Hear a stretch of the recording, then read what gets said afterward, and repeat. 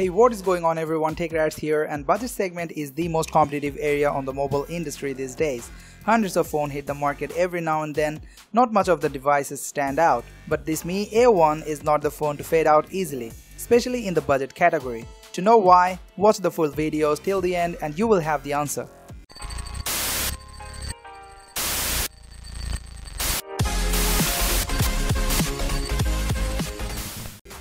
The A1 is an identical smartphone to the Mi 5X in terms of hardware, but what makes them apart is the software.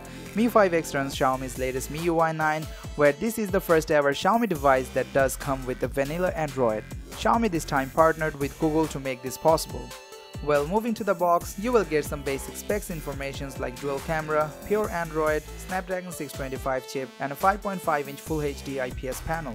A1 only comes with this 4GB of RAM and 64GB of ROM variant, unlike the Mi 5X, which is also available in 4GB of RAM and 32GB of ROM.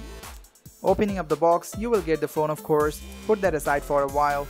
In this box, you have your power brick for the Asian market, which by the way is a 5V 2A adapter, which means no fast charging, even though the Snapdragon 625 support Quick Charge 3.0. Moving forward, a USB Type-C cable, it's a nice thing to have in this price, SIM ejection tool and some paperwork, pretty regular stuff. Let's move on to the actual device now. Turning it on, it will show the Android One logo. Let's peel off the plastic from the both sides quickly.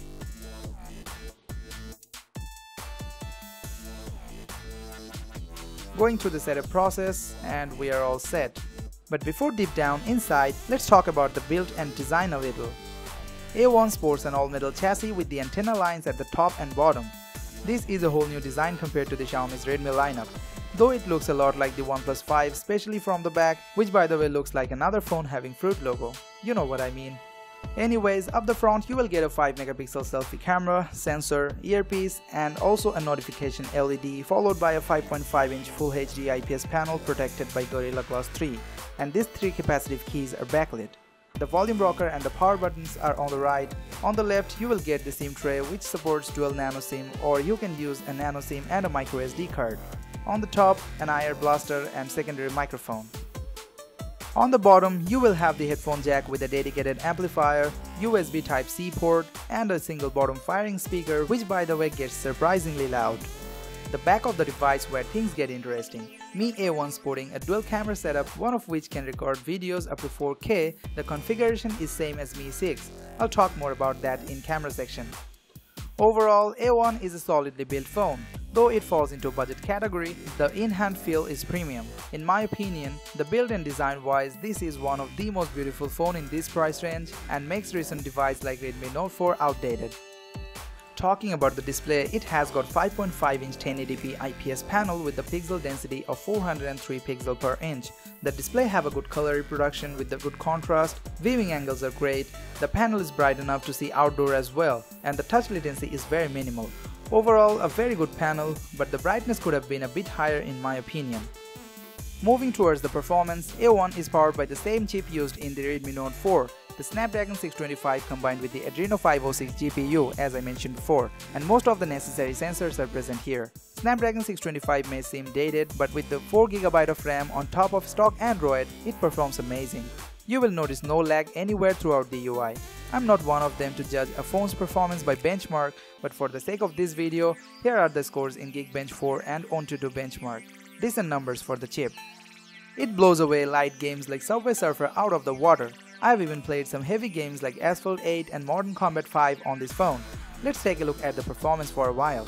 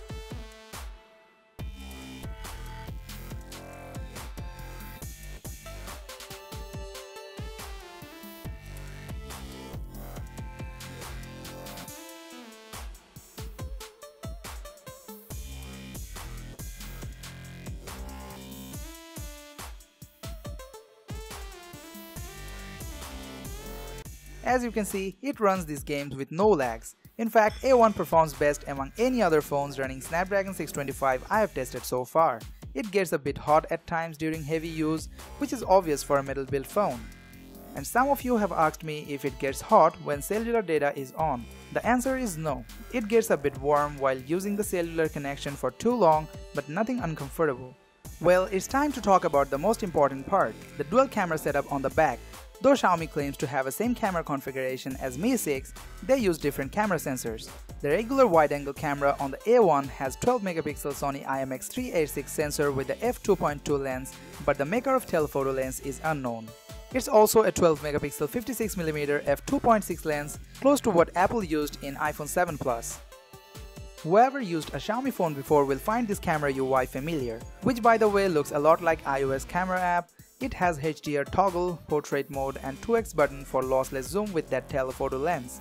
Shutter speed is adequate, but when you press this option, you will have a lot of control and modes while shooting. In a good lighting condition, portrait mode can give you some great pictures.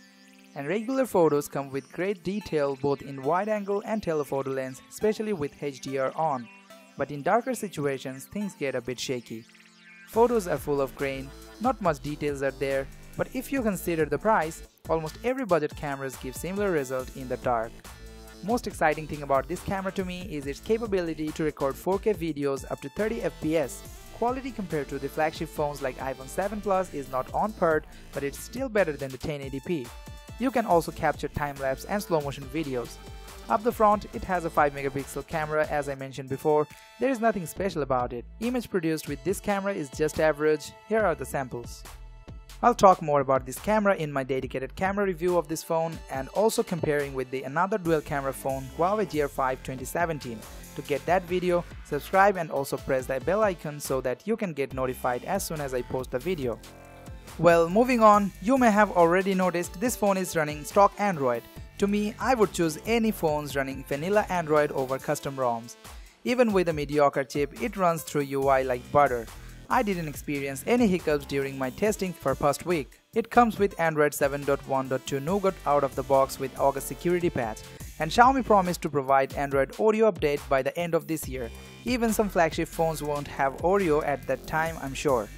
You have all the Nougat features like multi-window and quick app switchers, and just like Pixel, double press the power button will launch the camera and swiping the fingerprint sensor will drop down the notification panel. The phone also supports ambient display. Overall, it's a very clean software experience directly from Google, except the remote and camera app from Xiaomi as I mentioned earlier.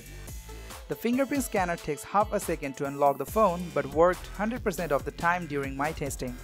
3080 mAh battery is powering this device. It may sound small compared to the Xiaomi's Redmi series phones, but with the Snapdragon 625 energy efficient chip, the battery life I've got out of this phone is surprisingly good. In regular day-to-day use, I have got around 1.5 days of battery life with 5 hours of screen on time. Even with some heavy use, it will get you through a day easily.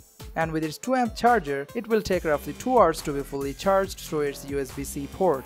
Overall, I have no complaint about the battery life. So it always leads us to this point, should you buy this? Well, in my opinion, A1 is the most uncompromising phone in the budget segment today. We have seen some great devices debuting in the market this year.